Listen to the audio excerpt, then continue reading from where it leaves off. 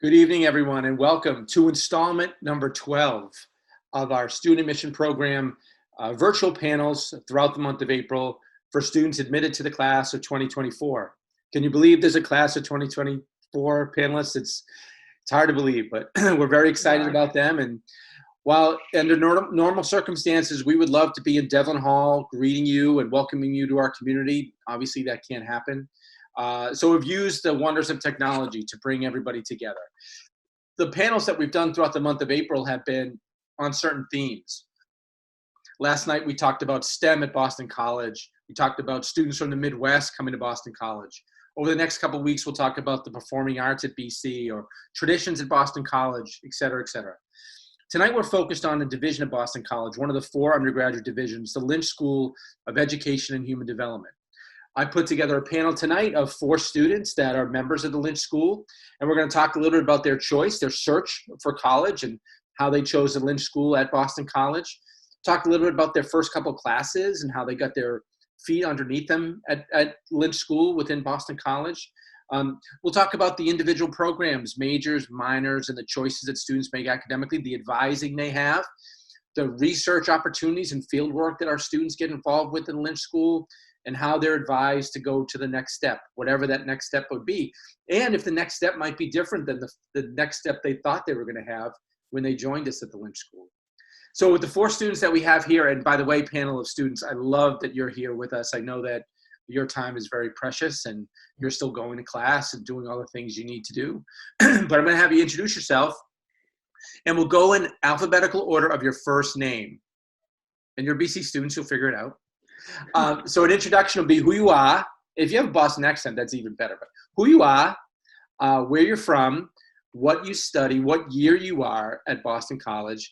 And then if you could talk a little bit about your choice to come to Boston College, how it worked out that you chose BC over other places that you may have been interested in. So if you've got the gist of it, look at your names on the screen, and whoever's in first in alphabetical order can go ahead. Hi, everybody. My name is Caroline Kyle. I'm a senior at BC, originally from Madison, New York, which is a small town on the east end of Long Island. I said I'm a senior. I study applied psychology and human development in Lynch School as my major, and then I have 2 minors, one in the Carroll School of Management in Management and Leadership, and one in the Morrissey College of Arts and Sciences in Communication. How I came to studying at BC and picking Lynch specifically is a little bit interesting. When I was a senior in high school, I didn't really know what I was interested in, but I had worked at summer camps with children, so I thought maybe I wanted to be a teacher. So I came to BC as an elementary education major. That's what I applied into. Quickly, when I got to BC, I realized that what I was learning in my Lynch classes I really enjoyed, but I didn't really have any interest in being a teacher. So I switched to applied psychology, which enabled me to kind of continue with sort of similar classes and similar themes, but apply them in different ways. And then eventually found communications and management and leadership through various different things I did at BC that I just thought I would enjoy and found interesting. Perfect. Thanks, Caroline. Who's next? I'm next. Hi, everyone. My name is Griffin Lawler. I'm from Waldwick, New Jersey. I'm an applied psych major as well, and I have a minor in history and MCAS, and I'm also in CSOM with another minor in management and leadership. And like Caroline, I started out as secondary education. And so last semester I did my prac, and then this semester I switched over to applied psych, so I can speak to both a little bit. And I chose BC because, like I said, I wanted to do education, and I was looking for a top education school to go to get that good education myself. And BC was consistently at the top. And towards the end of my search, when I was wondering if I was going to stick with that, I felt confident that BC would be a good school no matter what degree I got. I was always very impressed with BC. Good stuff, Griffin. Thanks. Hi, everyone. I'm Megan. I'm from Minneapolis, Minnesota. I'm a junior. My majors are elementary education, and then my second one is an interdisciplinary major. Lynch has a few of those. And mine is math and computer science. And I chose BC. Actually, the fact that the Lynch School is so great was a happy little accident. I didn't research it that much, although I should have. I chose BC because I wanted to go to a Jesuit school, and I wanted to try a new environment. So I'm from the Midwest, so I wanted to go somewhere different just to see something new. And then I went to visit, and everything felt right to me. So that's why I chose it. Good stuff. And last, but certainly not least, Olivia. Hi, everyone. I'm Olivia. I'm a senior, and I'm majoring in secondary education and Hispanic studies with a minor in special education. And I actually came to BC. One of the reasons was its location, because I'm from Framingham, Mass, and I knew I wanted to stay close. So I looked at a lot of schools in the area, and BC was kind of always at the top. And then when I came to visit, the thing that stood out the most to me was a sense of community here. It just felt like when I stepped onto campus to visit that everyone really wanted to like help me and see me grow. And there's like through Lynch, I've really found that to be true. Like the community at the Lynch School is amazing. I like that it's smaller than like the Morrissey College of Arts and Sciences. So I've really been able to form amazing relationships with other students, with professors, and I've just absolutely loved it. Now, the four of you represent, about a little bit more than half of the students in the Lynch School of Education and Human Development are applied psychology majors. And then the other fractions are divided between secondary education and elementary. So we got to cover tonight with your choices. But can you talk a little bit about the first couple of classes? Because you do start in a very similar area. And since no matter what the viewers are interested in among the three majors you talked about, they're going to be in a kind of similar starting place. So can one or two of you talk about those first couple of classes and how it laid a good foundation for whichever direction you decided to go in? Yeah, so there's three classes that all freshmen in Lynch take. There's sort of one academic class your first semester and one academic class your second semester. And then there's a class called ERA that I'm going to forget what the acronym stands for, but it's essentially a seminar class where you have a small group and there's discussions and you do group projects, and it's sort of a freshman in Lynch thing that runs the whole year. But the first semester you take a class called Child Growth and Development, and it's sort of a foundation of sort of like from when you're born until you're about an adolescent, and understanding different stage theories that go along with that, and sort of setting a really strong basis for childhood psychology. And then the second class is called Family, School, and Society, but I'll let somebody else tell you guys a little bit more about that. I can do that. Family, School, and Society is a class that looks at, I felt it looked at communities really well. So the way my professor did it, and I know a few other professors did it as well, is we would read books throughout the semester to really focus in on different aspects of communities. Like I know there's some on children with incarcerated parents, or there's some about immigrant families, and there are some about families with different children with disabilities. And then as we read those books, we're also doing some academic studying in the classroom about all sorts of topics of communities. So the ones mentioned in the books, also mental health things, socioeconomic status and how that affects communities. And then we tie in those books into our discussions. So we get kind of like an academic narrative, and then more of a narrative from families who wrote about situations they were in. For any of you, did those classes have a big impact in terms of solidifying what it is that you want to do, or did it make you think much deeper about all the options that might have been available in the Lynch School? I can step in with that one. So I actually, coming into BC, I didn't start out in Lynch. I was in arts and sciences and then moved in, but I kind of knew by like October of freshman year that I wanted to switch into Lynch. And so second semester, I was able to take Family, School, and Society. So that was actually my first class, because I didn't start with child growth. I started with Family, School, and then the fall of sophomore year took child growth. And I just really loved Family, School, and Society for all the reasons that Megan said. It was just so interesting to me to learn about all these different communities and like look into like socioeconomic status, like families with incarcerated parents, immigrants, like just so many like different aspects of society. And I met a really good group of friends in that class. That was like the first class that I really like connected with a lot of people, and so that kind of solidified it for me. Now, all of you talked about a second major, talked about other programs that you're a part of. Can you explain how that works in the Lynch School? Yeah, so in the Lynch School, all teacher certifications or teacher tracks, so the secondary ed and the elementary ed need to have a second major. So for secondary ed, that's something in the School of Arts and Sciences that you choose basically what you're going to teach when you're a secondary school teacher. For elementary ed majors, you just need a second major. So a lot of people do take applied psych, or they'll take one of the interdisciplinary majors or something like that. But they can actually take any other major they want, communications, any math, science, whatever. Okay. So then we go into the next year and you start to specialize. And not a lot of people from the outside looking in know about applied psychology and human development. So for the lay person, can either one of you guys explain it and what attracted you to it, in the sense that maybe you knew, obviously we know psychology, but how applied psychology and what human development is, and maybe what some of the directions or clusters or concentrations in that area might be, which could pull people in that maybe didn't know that the Lynch School was really a good fit for what their interest might be. I can talk about that.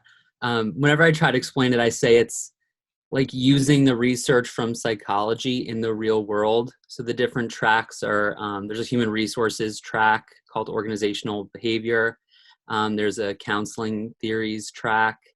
There's a social policy, public policy track. And I believe there is one more that I'm forgetting.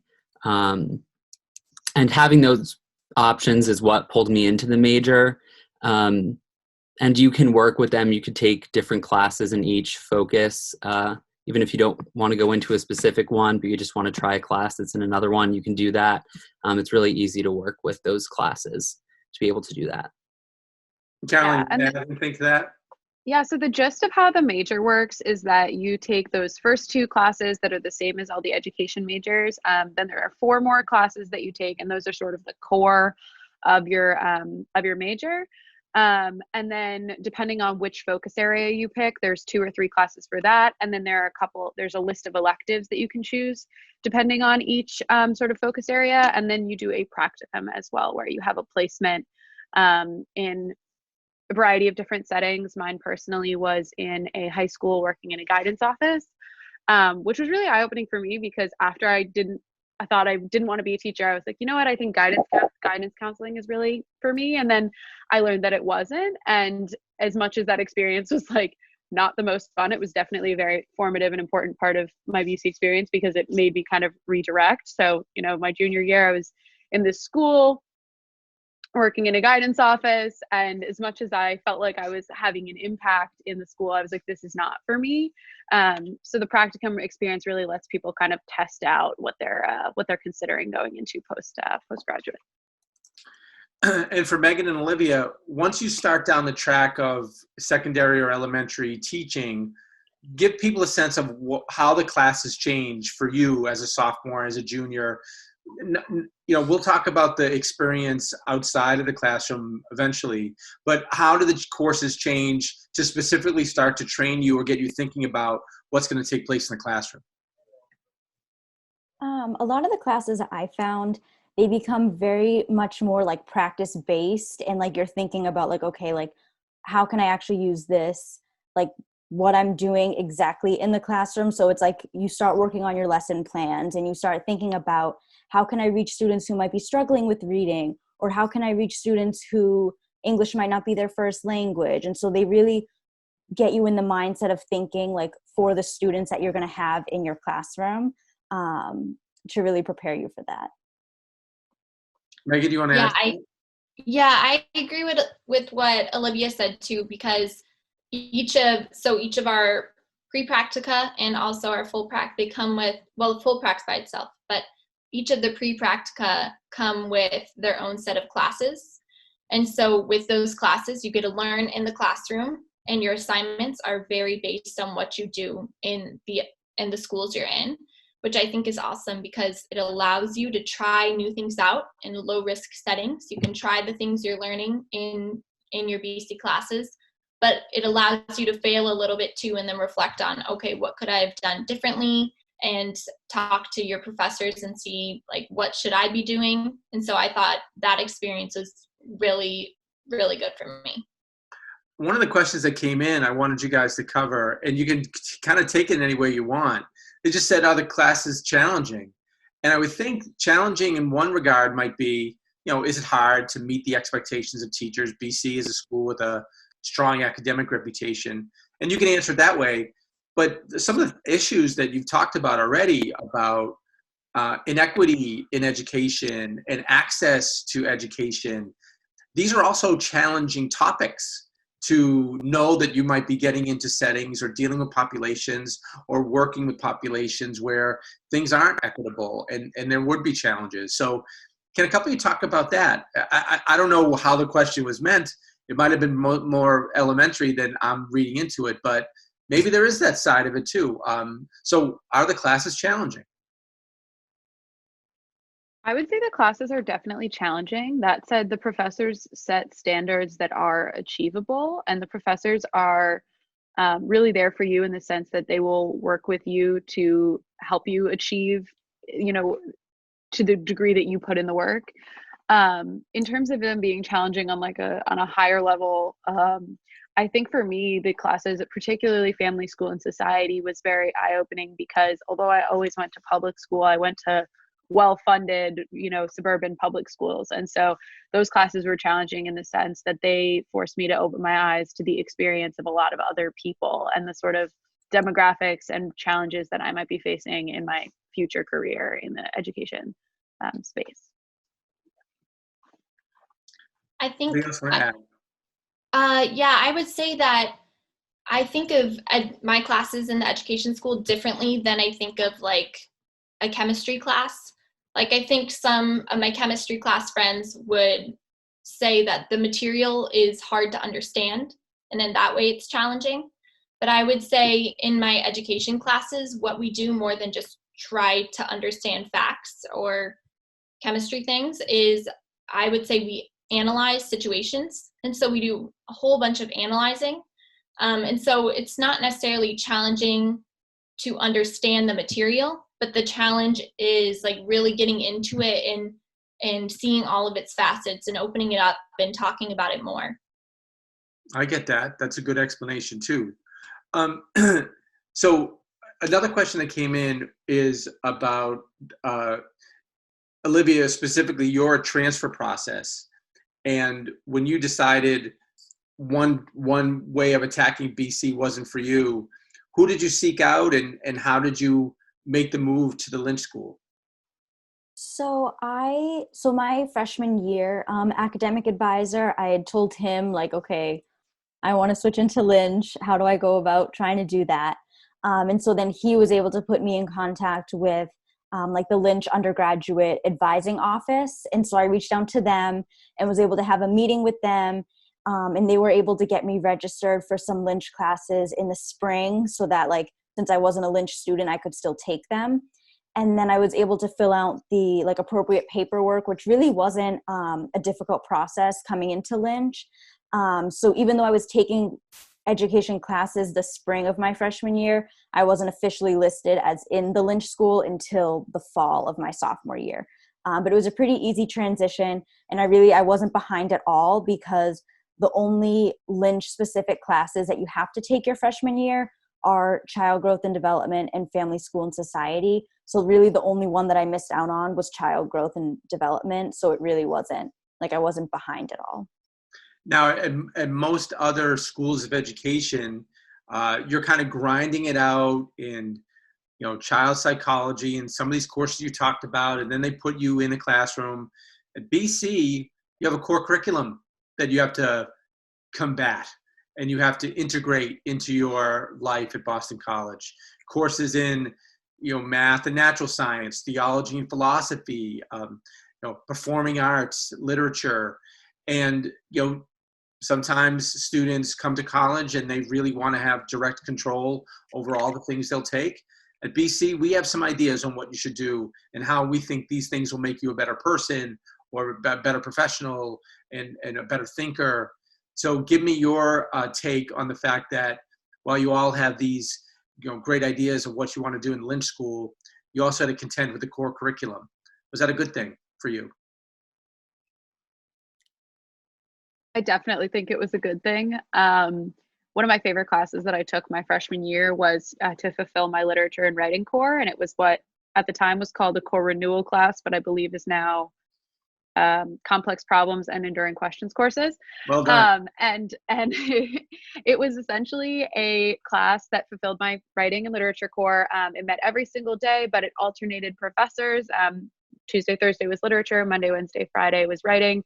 But we were talking about those sort of subjects in the context of the theme love, gender, and marriage.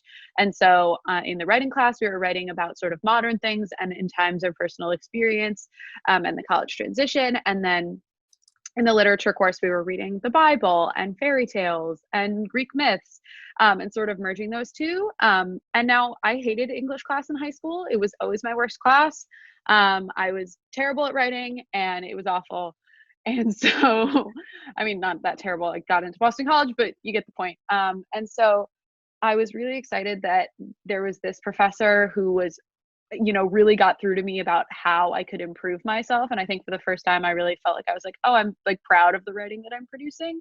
And it made me interested in sort of that sphere for the first time, which encouraged me to take the first class of the communications minor the following spring. So I think I wouldn't have found that track of sort of writing and communication without the core. It's a good example. I mean, and the same is true of like various other core classes that I took, but that's just an example. Anybody else want to add anything to manipulating the core, embracing the core, as well as being a major in Lynch School? I can speak to that a little because I also see a question in here is about abroad. So I actually did a summer program abroad. BC has several summer program options, and those courses are 4 weeks in the summer. So it was 1 month. So I went to Madrid and I took an art history class. And so I was able to fulfill my art core abroad over the summer, like get that class done in the summer so that I had more freedom during the year.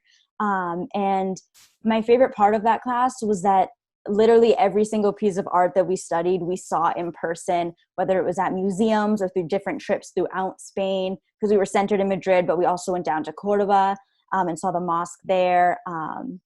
So that was like my experience with the core. I really like taking advantage of it being offered abroad. And then also just to touch on what that question also was asking about abroad, I did not spend a semester abroad, but it is very doable in Lynch to do that. Right, right. Moving on to the later stages of your time in the Lynch School, like Caroline talked about her time as a guidance counselor. There are opportunities for you to have these practica in real life experiences. Can you talk a little bit about how those have been and how they occur? What kind of guidance do you get from the department? What kind of control do you have about the settings? How do those work for an elementary school major, secondary education major, and then for someone in applied psychology and human development? Okay, I can go first. We do 3 pre-practica, which are once a week. You go in for the full school day, same school, same classroom, same teacher you're with, so you know that class. And you go in for a total of 10 days that semester. So you do 3 semesters of that. You go to, I know at least for elementary, it's 1 suburban public school, 1 urban public school, and 1 private school. So you get to try them all out. And then you do 1 full practicum. So that's all day, every day, same thing with the same class, same teacher, same school, but you're a full-time teacher now. Olivia, how about on the secondary level? Yeah, so it's the same process on the secondary level. So I did, for everyone in secondary, your first pre-prac experience when you go 1 day a week is at Brighton High School. So everyone has that same first experience. And then for your next 2, you'll be at different schools in the area. And then I I was at Waltham High in the fall for my third pre-prac.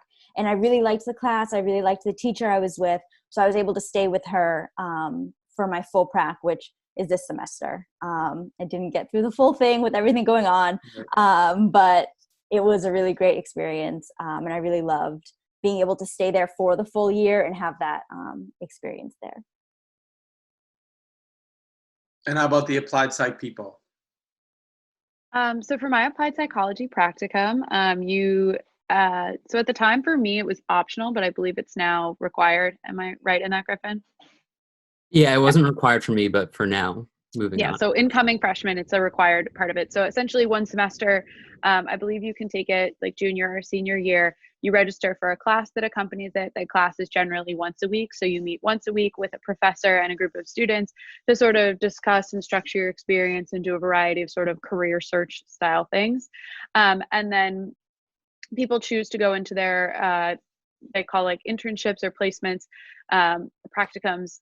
People call it different things depending on what they want to call it. There's like a required number of hours for the course of the semester, and people choose to fulfill it in a variety of different ways, whether it be like 2 hours, 3 weeks, 3 times a week or something like that. I went in once a week and did a full day in the guidance office. And so essentially to find that placement, I just had to reach out to different schools, reach out to a variety of different guidance counselors. And my professor for that course helped me with that, gave me lots of different email addresses and different ideas. I chose to do mine at a guidance office, but people did theirs in various different public health outlets, public psych outlets, in hospitals and different research departments. So there were a variety of different ways that you could choose to fulfill that requirement. I chose for mine to be in a guidance office. And that might be a nice thing to note for the teacher practica. Since you're all going to elementary schools, they figure out the school and the teacher for you, at least for your 3 pre-practica. They try to split you at different grades so you get different experiences. And then for your full one, then you get to kind of choose which teacher, which school, where you want to go. Someone asked a question. I was going to ask the question, how do you get there? How do you get to Waltham High School, Olivia? So I see the question is about having a car on campus. I did have my car on campus. That is an option, especially living so close. It was if I wanted to go home on a weekend or just grocery shopping too, it was just so much easier, especially doing my full prac when I was going every single day. So some students have their car. The office has like a driver book. And so if someone does have their car and someone else doesn't, but they're going to the same school, they can get connected and carpool. Students also do take advantage of Boston's public transportation system, the T, to get to their placements that way. I know when we went to Brighton High, we all met in the morning and together went on the T to school. So there are the 2 options there. Yeah. My placement was actually right next to Boston College's Newton campus. So I would just take the Newton bus and then walk, which was very convenient. Something that I know from being at BC for so long, and you guys are in on this secret too, the Lynch School is known for their faculty. And they're known for the mentoring, and they're known for fostering a strong bond in that building. The kind of unpacking they'll do with you after a tough day at Waltham High School or Jackson Man or wherever you were, Megan, is legendary. So, can a couple of you talk about some strong connections that you made with faculty there? Yeah, I always tell this one story about Lynch when I'm talking about Lynch to anyone. It's a story. I was a freshman, and it was like the first month of school, and I was homesick, and I'm from Minnesota, so it was far away, and it felt different and whatever, and I was really feeling homesick and a little out of place, a little lonely. And I walked out of the dining hall, and 3 of the Lynch administrators were walking in, and they all said, "Hi, Megan." And I was just so blown away because I felt like I was in this big school. There are 9,000 undergrads, and these 3 faculty members knew me, knew my name, probably knew I came in later, they knew my major. I just was so touched by that. That's a great story. How about someone else? I would completely agree. I had a similar experience my freshman year where this administrator sent me an email and said, Your ERA group leader said that she thought we would get along, and so she emailed me to come to her office and get coffee, and I was like, what is this lady is crazy. I was like, am I in trouble? Turns out she just genuinely wanted to meet Lynch freshmen, and she was reaching out to everybody, and she became a huge mentor, especially my freshman experience. She retired after my freshman year, but I've created similar relationships with a lot of other administrators and professors as well, just wanting to be involved in my life at BC and try sort of understanding the transitions that I was going through while I was there and how that was kind of going to influence my career and the decisions I was making. And some of the questions that are coming over the queue, Campion Hall, which is a place that you spend a lot of time with, is also the home for the campus school.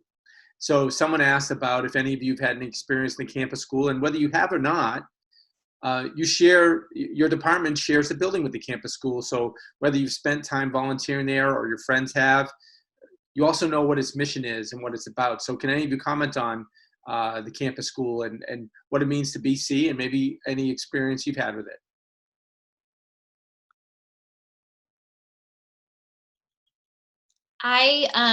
I worked with the campus school. They have lots of different ways you can volunteer there or do some service placement there. But my freshman year, one of my professors got me involved with the music therapy program. So I would go in every Friday, and I had the same buddy. Also for people that don't know, the campus school is a school attached to Campion Hall. And it's a school for students with multiple and severe disabilities. So a lot of them are not vocal. Many of them are in wheelchairs or other mobility devices.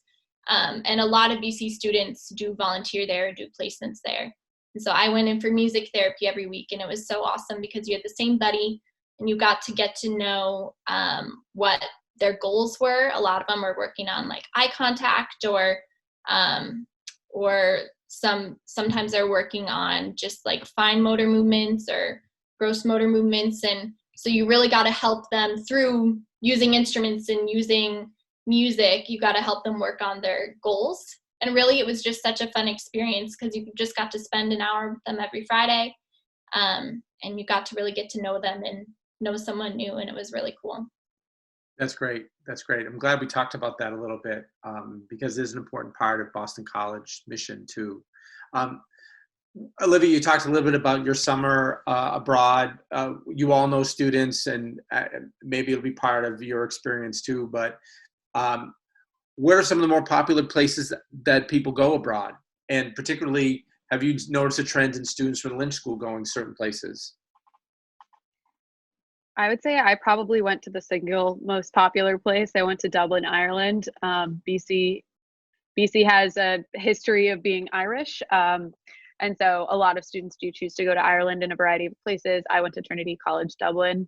I also did a 1-month summer program in Italy. And so Italy in general is also a very popular location for BC students to study abroad. Hopefully that will be a possibility again in the very near future. I studied abroad for that summer. It was in Venice, but a lot of people do Parma, Florence, Rome, a variety of other locations in Italy. Perfect. You can also do external programs. So this semester, I was in Vietnam the last few months through Loyola Chicago, another Jesuit university. And so BC has a lot of programs itself, but it also has a lot of connections with other schools. So BC didn't have a program to Vietnam, and then Loyola did. So they helped me get in touch with Loyola and set that all up for me so that I was able to go there. Could the two applied psych people explain the difference between applied psych and psych? Like the Department of Psychology? Because someone's asking about like how that could prepare, how psych could be a more scientific preparation for medical school or health science programs, and how that might be different from what applied psych is.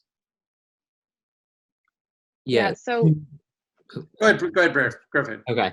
To me, that's the main difference, where like a psych BA or BS degree is more like science and research based. And then to me, at least applied psych is using that research in the real world, whether you're going into human resources or you're going into public policy or counseling, you use that in a more people-facing way. And I don't want to use the word in the definition, but you apply psychology to Right. the real world. For Megan and Olivia, did you come to BC specifically to teach high school and elementary school, or were you going to teach and then BC turned you towards one population or the other? So I can speak to that a little bit. So when it was like kind of in the back of my mind that I might want to teach. And then as soon as I started, I was like, yeah, that is what I want to do. And I knew that I wanted to do high school just because of the age. Like, I know that me as a person, I work better with older students. I also wanted to teach Spanish. So like it was kind of a mix of like wanting to teach the content and wanting to teach the age.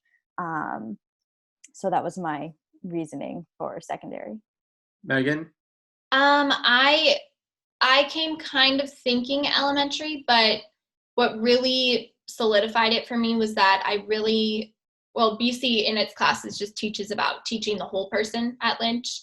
So you're not just teaching them math and science and that information, which is useful, but you're teaching the whole person, seeing them as a whole, teaching them in their kindness, respect, things like that too. And so I just felt that to be an elementary school teacher and I get to see these kids all day and really focus my energy on these 25 to 30 kids, I felt that would be best for me to help teach their whole person. And while we're still on the teaching subject, can you explain what happens when you're done? They don't just let you teach. There's some paperwork or some exam, or you have to, tell people a little bit about what the next step is. Like Olivia, like what's the next step directly for you? And then Megan, what will be the next step for you? Yeah, so each semester, even when you're doing your pre-prac, there's like a form, like forms that you fill out based on your lesson observation. So like you have a BC supervisor who will come and visit you when you're teaching, and they'll observe some of your lessons, and you do a lot of lesson reflections and things like that to improve. And then when you're doing your full practicum, you document all your evidence. And so you document that you've met certain standards, and you have several three-way meetings with you, the BC supervisor, and then the teacher that you're working with at the school. And then you also, in order to be like certified, you have to complete a certain number of hours, but then you also take your teacher tests. In Massachusetts, they're the MTELs. So I had to take one in communication and literacy. That was like a reading and writing type one. And then my content area one. So I took the Spanish one. And you take that. You can take those really like anytime. I took the Spanish one earlier this year, and I took the communication and literacy one over the summer. And then you'll graduate endorsed by BC. And then once you take those tests, you'll graduate licensed. Megan? Yeah, it's very similar for elementary ed majors. BC's requirements encompass Massachusetts teacher requirements, which is really helpful. So you're doing your schoolwork and it's counting for your certificate as well. And so by the end of that, same thing, you take the MTELs. Elementary ed majors have 3. So it's the communication literacy one. And then we have one on teaching math and one on teaching reading. And then once you get that, you're endorsed. So you're endorsed by BC, take those tests, get the certification. And I think one other cool thing to note is that Massachusetts has a really like high leveled certification for teachers. So it often transfers to other states. So like right now I'm thinking about transferring my degree that I'm going to get to Minnesota, and it takes like maybe a class or some kind of it's not very much to transfer it. For Caroline and Griffin, like, where do you see yourself going with an applied psychology and human development degree? What are some of the options that you've investigated? Caroline, it's time to, if you haven't investigated them now, we're in trouble mode. But can you talk a little bit about what are some paths that you've investigated that might be ahead of you and your friends that are in the same major? Yeah, so definitely. I came to BC thinking I was going to be a teacher. Then for about a year and a half, thought I was going to be a guidance counselor. Then figured out I didn't want to do that. And so I was like, maybe the educational space is just not for me. And so more recently, I've been investigating positions sort of in the HR space, as well as in sort of events management, editorial. So a little bit all over the place. I think for me, my applied psychology degree has ended up being, it's definitely Lynch, and I think I'm like Lynch at my core, but I also think I'm very much like a BC liberal arts educated student, and that I'm sort of taking my degree and I'm going to go out and figure out what I'm going to do with it once I graduate.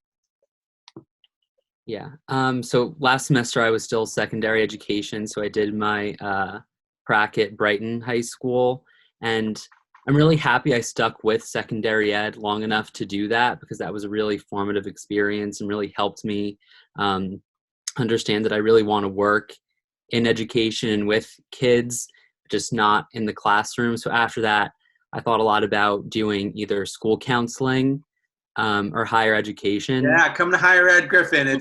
That's what I'm awesome leaning here. It's awesome here. Higher ed, and the Lynch School offers a lot of great master's programs, and they have accelerated and early admit programs, and one of those is higher education. So that's what I'm leaning towards. So that's what it's looking like for now. That's a question as well. Do you think graduate school is in the plans for all of you? Yes, definitely. That's a step in the story that I actually skipped. I applied and got into one of BC's 5th-year graduate programs. And I took the first class in the graduate program in higher education, and I was like, wait, yes, still not for me. But I definitely think that like that made me realize that as much as I was like, that's not the right grad degree program, that it's definitely worth getting a graduate degree. I think I'm just going to wait a little bit and figure out more specifically what's the right program for me. And how about Olivia, Megan, do you think that might be in your future too? Yeah, I'm actually doing my master's next year. I'm doing the a language and literacy master's at Harvard Graduate School of Education in the fall. Where's that located? Harvard. Is it still in Cambridge? Yeah, hopefully. Hopefully it's not online. But yes, so I will be there. And I knew that I wanted to do my master's right after undergrad. So I was sort of thinking about that. I kind of like knew that was the path that I wanted to take before going out into the workforce. And I think I will also get my master's, but I want to wait like a year or two into teaching before I do it. Well, it's hard to believe that our time went by so fast, but I don't want to leave our little session here without, again, asking you for a little bit of wisdom just about all the people that are joining us or that will watch this in the future will be or are strongly considering the Lynch School of Education. Bit of advice, a good decision you made, a teacher you had, an experience that you made sure that you completed. What would you recommend that all the people that are joining the Lynch School next year do or experience to make it a really fulfilling experience? We'll go in reverse. So we'll start with Olivia.